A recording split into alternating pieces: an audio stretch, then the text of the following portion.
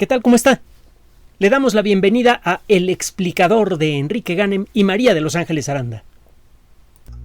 En las últimas 2 décadas o década y media, una cosa así, han aparecido muchas películas que tratan el tema de las enfermedades pandémicas, principalmente virales. Algunas películas son ultraviolentas y grotescas, como la serie Resident Evil.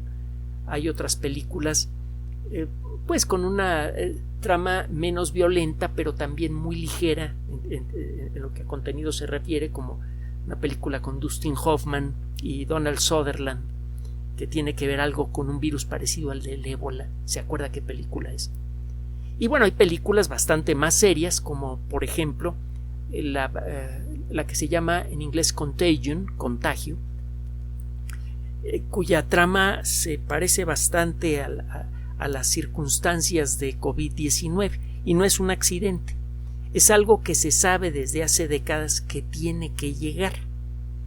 El estudio de los virus, que se inició y se afianzó en el siglo XX, el desarrollo de la ingeniería genética, de la biología molecular, de todas las bases químicas de la vida, ayudaron a descubrir y entender el papel, cuando menos en parte, el papel que tienen los virus en el ecosistema terrestre.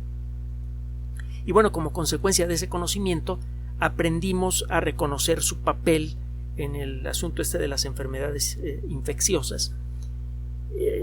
Las epidemias pueden ser producidas por bacterias, por virus, pero realmente las más espeluznantes son las producidas por virus. Tienden a ser especialmente agresivas, y además no ha sido sino hasta hace apenas unos pocos años que hemos desarrollado algunos medicamentos antivirales efectivos, y solamente son efectivos contra algunos virus, y solamente por un tiempo, porque los virus mutan, y es que a eso voy. Si usted revisa todas estas películas, desde las más ligeras y salvajes hasta las más formales, encontrará usted el concepto de mutación, y es muy raro que lo expliquen. El concepto de mutación ya se encuentra en la conciencia colectiva. Estamos conscientes que cualquier sistema dinámico se va ajustando a las circunstancias. Además, los sistemas dinámicos rara vez repiten su comportamiento. Cuando Darwin presentó su idea sobre la evolución, en muy poco tiempo se hizo muy popular, porque quedó rápidamente claro que Darwin había descubierto un principio fundamental no solo de la biología, sino de cualquier sistema dinámico, y lo hemos comentado muchas veces. La economía evoluciona,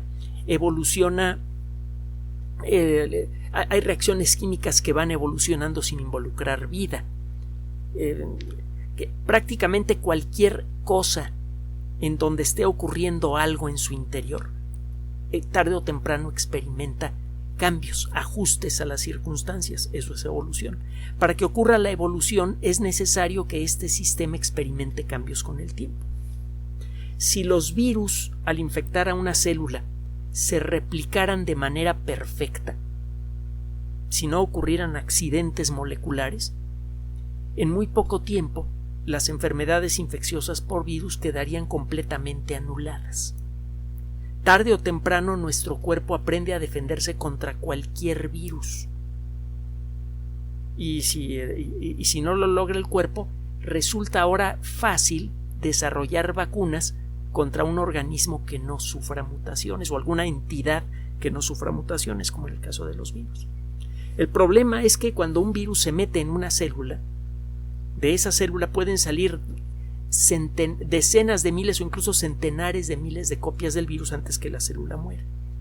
Y la fábrica que realiza esas copias del virus, la fábrica molecular de la célula, no funciona de manera perfecta. La estructura molecular de los virus es tan simple que no incluye los elementos de corrección de errores genéticos que normalmente tienen nuestras células. Nuestras células tienen mecanismos de corrección de errores genéticos fabulosos, y por eso podemos vivir tantos años como los que estamos viviendo ahora, y vamos a poder vivir más ahora que empecemos a meterle mano, porque ya sabemos más o menos cómo mejorar estos sistemas. El caso es que los virus, cuando son producidos en una célula, no siempre salen todos idénticos. Si por accidente una de las copias producidas con algún error, con algún defecto, si por accidente alguna de estas copias resulta ser menos infectiva o pierde la capacidad de infectar células, pues ese virus sale de la célula que lo produjo, empieza a flotar por allí, empieza a rebotar de una célula a otra y en ningún momento puede afianzarse para iniciar una infección. Tarde o temprano ese virus se degrada o es atacado por el sistema inmune. Por el contrario, si aparece alguna variante que se pegue con más facilidad a alguna célula humana, si por accidente aparece alguna variante que en lugar de producir 10.000 copias produce 100.000 copias por célula, o aparece una variante que escapa mejor al sistema inmune, entonces esa variante comenzará a reproducirse cada vez más rápidamente, se podrá contagiar con más facilidad a otras personas, y esa variante que apareció en una sola célula de una sola persona, al cabo de unas semanas o meses puede estar por todas partes, como ha sucedido con la variante alfa, la variante delta, todas las mutaciones de SARS-CoV-2. Obviamente, el entender el funcionamiento de las mutaciones y el llevar un rastro del origen y evolución de esas mutaciones es de gran interés para todos. Queremos entender bien cómo funciona el asunto de las mutaciones, pues para poder estimar mejor qué tan efectivas son las vacunas que hemos creado y cómo adelantarnos a las mutaciones del virus, algo que hemos comentado en el pasado. Se comienza a dibujar la posibilidad de anticiparse a las mutaciones que podría sufrir SARS-CoV-2 que lo hicieran más infectivo de lo que es o que le permitieran escapar del sistema inmune.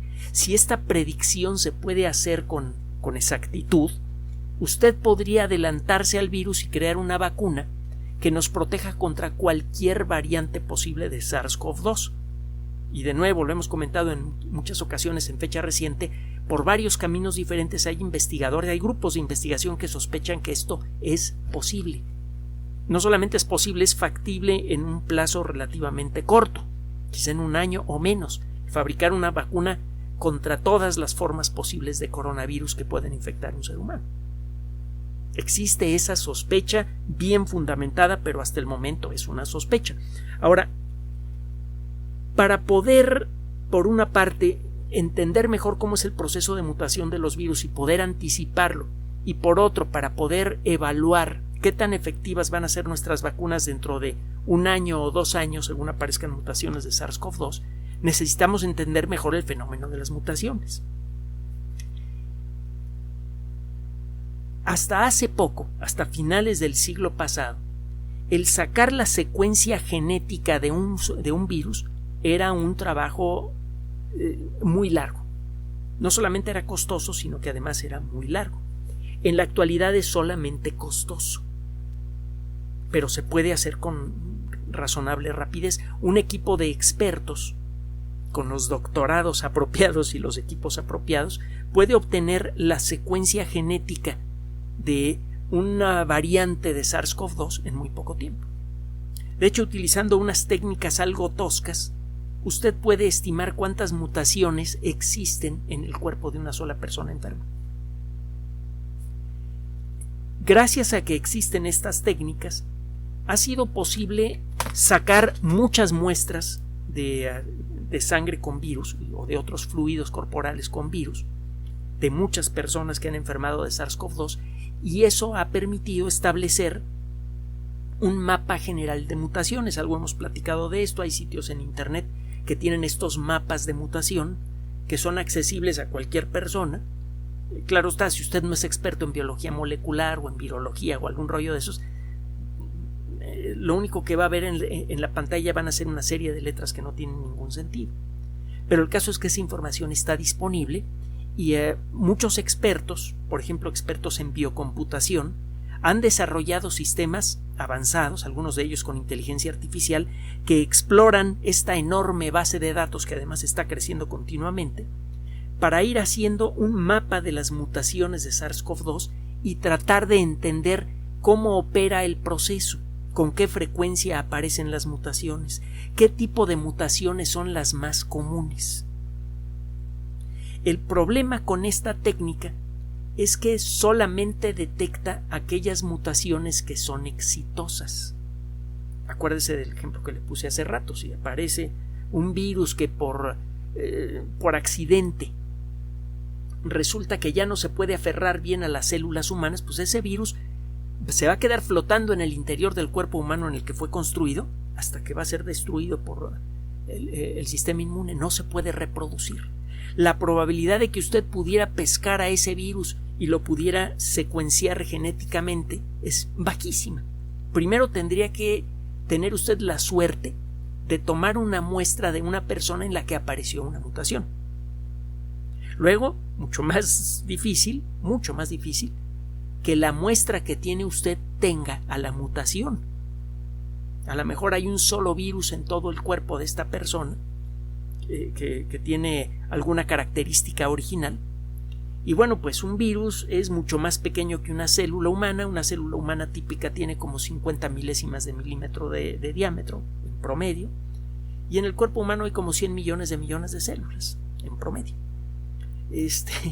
El tener la suerte de tomar en una muestra pequeñita de la nariz o de sangre o de lo que sea a esa mutación, la probabilidad es prácticamente de cero. Si queremos entender cuál es el verdadero ritmo de mutación de SARS-CoV-2 para poder entender mejor el fenómeno y poder construir mejores sistemas que nos permitan adelantarnos al virus, construir mejores vacunas, construir mejores medicamentos, entonces necesitamos darnos una idea real de qué tan frecuentes son las mutaciones de SARS-CoV-2, las que funcionan, las que hacen que el virus mutado logre infectar una célula y que de ahí salgan 50 a 100 mil virus que logran infectar digamos unas 20 o 30 mil células. A lo mejor los otros se pierden por accidente, y que al cabo de un tiempo tenga usted a millones de células enfermas. Esa es una mutación exitosa. Al cabo de un tiempo esta persona va a estar exudando esos virus y probablemente va a contagiar a otras personas, y eso va a hacer que la mutación comience a dispersarse.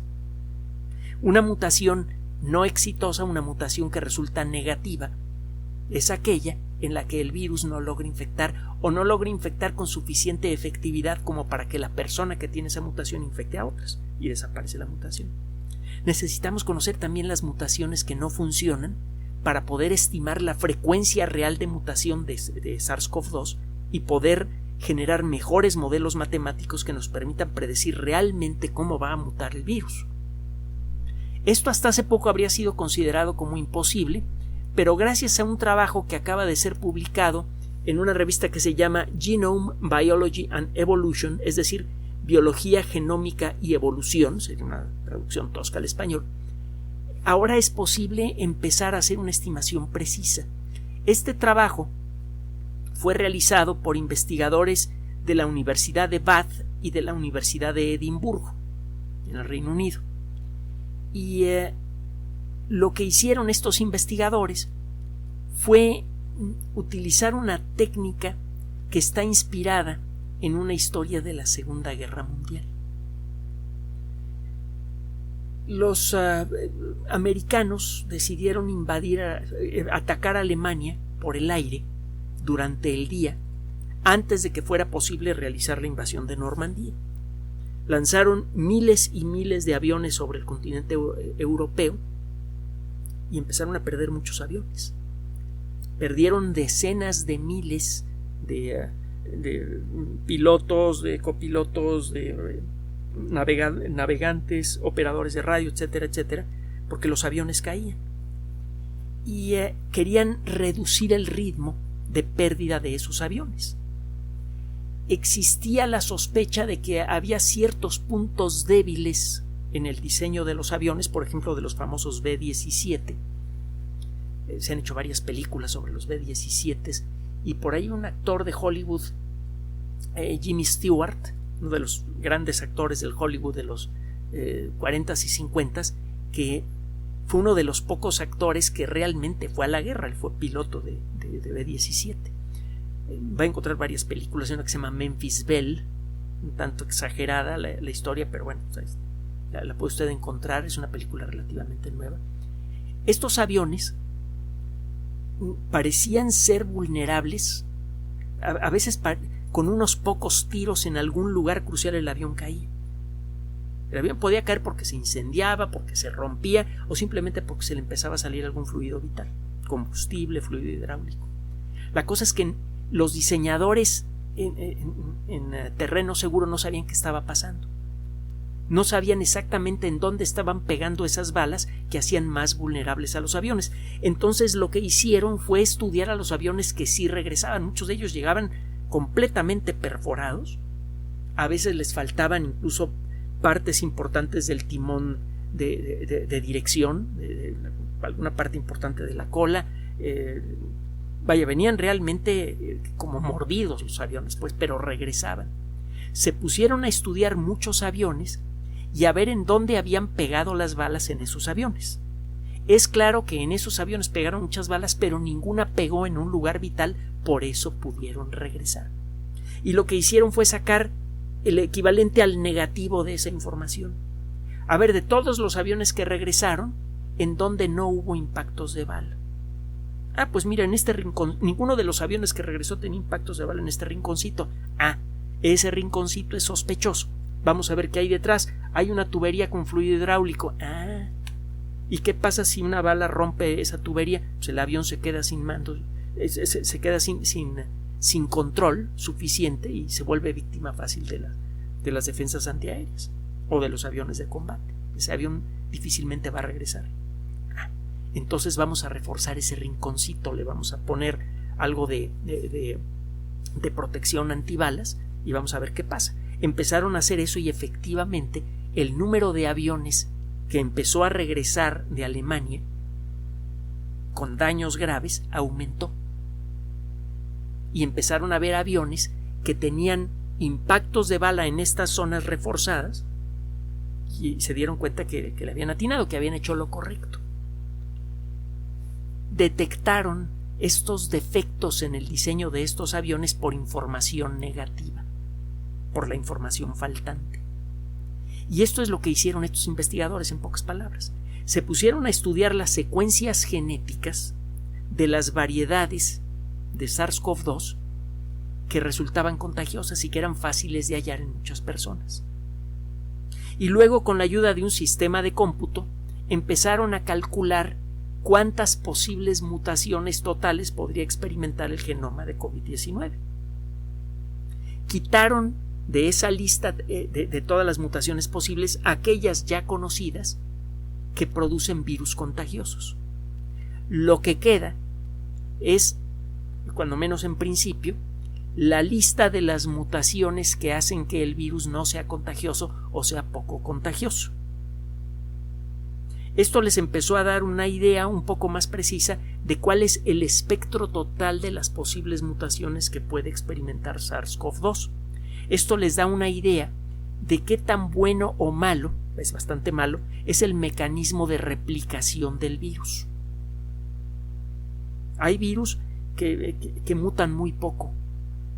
Por ejemplo, la poliomielitis. Por eso fue factible hacer vacunas con las técnicas antiguas que permitieran prácticamente eliminar a la poliomielitis. Entonces, hay muy pocas variedades de virus de la polio.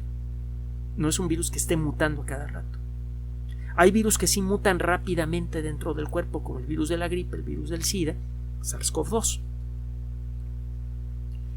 El caso es que gracias a este trabajo y gracias a los modelos de simulación empezó a quedar claro exactamente qué tan irregular es el sistema de replicación de SARS-CoV-2, qué tan probables son las mutaciones en SARS-CoV-2. Y esto a su vez está permitiendo estimar mejor con qué frecuencia aparecen las mutaciones en seres humanos. Y los resultados son muy valiosos. Ahorita le voy a explicar por qué. Si usted tiene una idea clara, estadística, de aproximadamente al cabo de cuántos días de haber sido infectado comienzan a aparecer mutaciones potencialmente viables, usted entonces tiene una mejor manera de estimar, por ejemplo, cuál es el impacto de una nueva ola de contagios. Usted puede estimar, a ver, se viene una nueva ola de contagios que probablemente va a infectar a 1 millón de personas. Y este 1 millón de personas contagiadas van a permanecer en promedio enfermas por 3 semanas. Si yo sé que al cabo de X días es muy probable que en una persona aparezca cuando menos una mutación viable, yo puedo estimar cuántas mutaciones viables van a aparecer durante esa ola. Esto me va a permitir ajustar mis medidas de control, de aislamiento. Me va a permitir planear cuándo conviene abrir las escuelas y cuándo no, cuándo conviene abrir los bares y cuándo no, con una herramienta estadística realmente útil. De otra manera puede usted tomar medidas exageradas, cerrar bares, escuelas, museos, universidades cuando no debe, con graves consecuencias para la sociedad, consecuencias económicas, sociales, etc. O, si se equivoca usted y no cierra a tiempo, va a tener usted consecuencias de salud graves y muertes. ¿Para qué le cuento? Entonces, esta herramienta se puede afinar si tenemos una idea más precisa del ritmo de mutación de COVID-19, bueno, de SARS-CoV-2.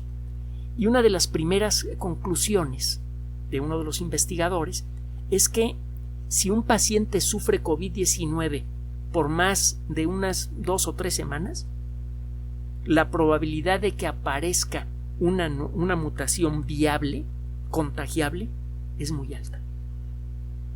Entonces hay que evitar en la medida de lo posible que la gente enferme de manera que pueda permanecer enferma más de 2 o 3 semanas. Hay otro detalle más que hay que agregar a esto.